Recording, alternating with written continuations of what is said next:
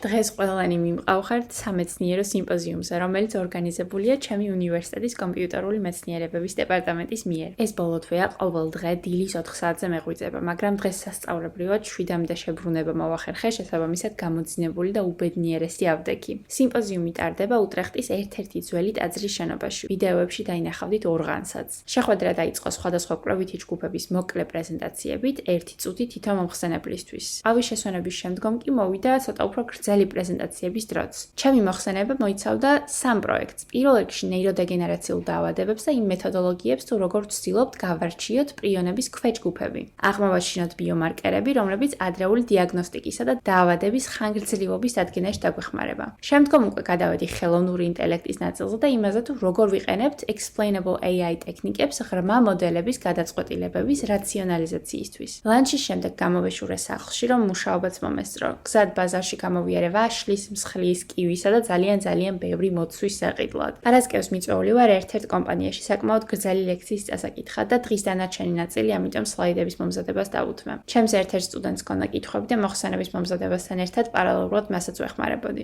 როგორც გითხარით YouTube-ის ვრცელ ვიდეოებში, მალე სტოკჰოლმში გადავდივარ და შესაბამისად ამ სახლის დეკორაციები და ავეჯეულობა გასასხვისებელია. ჩემი საყვარელი სკამი, პუფი, ზოგი მცენარე რამდენიმე დღის წინ უკვე წაიღეს, დღეს კი ხალიჩაც გავატანე და სახლი კიდევ უფრო დამიცარიელდა. საღამოს რა თქმა უნდა ვასრულებთ პილატესით და სალირუნის ინტერმეცოთი. იმედი მაქვს მალე დავასრულებ და მოგიყვებით როგორ მომეწონება.